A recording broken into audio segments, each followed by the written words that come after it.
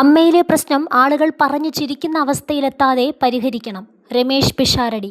അമ്മ വിവാദങ്ങളിൽ പ്രതികരിച്ച് നടനും MLAയുമായ രമേശ് പിഷാരടി അൻസിബയെയും ടിനിയെയും ശ്വേതാ മേനോനെയും താൻ വിളിച്ചുവെന്നും യോഗം ചേർന്ന് പരിഹാരം കണ്ടെത്താൻ ആവശ്യപ്പെട്ടുവെന്നും രമേശ് പിഷാരടി പറഞ്ഞു. ആളുകൾ പറഞ്ഞു ചിരിക്കുന്ന അവസ്ഥയിലെത്തിക്കാതെ പരിഹരിക്കണമെന്ന് പറഞ്ഞുവെന്നാണ് രമേശ് പിഷാരടി പറയുന്നത്. നിങ്ങളിൽ എത്ര പേർ ഓർക്കുന്നുവെന്നറിയില്ല. ഞാൻ വിജയിച്ച തെരഞ്ഞെടുപ്പിൽ സംവരണത്തിൻ്റെ ആവശ്യകത മുൻനിർത്തിയാണ് ഞാൻ മാറി നിന്നത്. അന്ന് ഒരു സ്ത്രീ ഭാരവാഹിയായി വരണമെന്ന ആഗ്രഹത്തോടെ ഞാൻ മാറിയ സീറ്റിലേക്കാണ് അൻസിബയെ കൊണ്ടുവന്നതെന്ന് തോന്നുന്നു.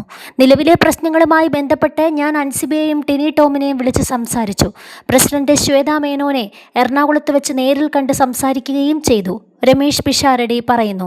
മുതിർന്ന ആളുകളുടെ സഹായത്തോടെയോ അല്ലാതെയോ എത്രയും പെട്ടെന്ന് ഒരു ഇന്റേണൽ യോഗം വിളിച്ചു കൂട്ടണമെന്നും ആ യോഗത്തിൽ ഉചിതമായതും കൃത്യമായതുമായ നീതി നടപ്പാക്കണമെന്നും ഞാൻ 3 പേരോടും ആവശ്യപ്പെട്ടിട്ടുണ്ട്.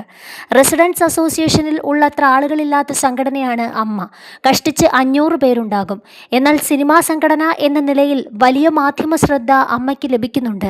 ഇവിടെയുള്ള മറ്റേത് സംഘടനയിലും അംഗങ്ങൾ തമ്മിൽ തർക്കങ്ങളുണ്ടാകും. പക്ഷേ ഇത്ര വലിയ മാധ്യമ ശ്രദ്ധയുള്ളതിനാൽ ആ സംഘടനകളിലെ ആളുകൾക്ക് ഇതുപോലെ കമന്റ് പറയേണ്ടി വരാറില്ല, അദ്ദേഹം പറയുന്നു.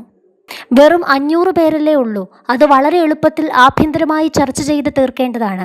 അതിനു പകരം ഇതൊരു ഡിജിറ്റൽ കണ്ടന്റാക്കി മാറ്റി ആളുകൾക്ക് പറഞ്ഞു ചിരിക്കാനുള്ള അവസ്ഥയിലേക്ക് എത്തിക്കേണ്ടതില്ല. അത് പരിഹരിക്കേണ്ടതുണ്ടെന്ന് ഞാൻ എല്ലാവരോടും സംസാരിച്ചു. ഈ വിഷയങ്ങൾ പൊതുസ്ഥലത്തോ മാധ്യമങ്ങളിലോ കൂടുതൽ ചർച്ചയാക്കേണ്ടതില്ലെന്നാണ് തീരുമാനം, രമേശ് പിഷാരടി പറയുന്നു. ജിഹാദി പ്രശ്നം കൃത്യമായി അന്വേഷിക്കണമെന്നും ആവശ്യപ്പെട്ടിരുന്നു, രമേശ് പിഷാരടി പറഞ്ഞു.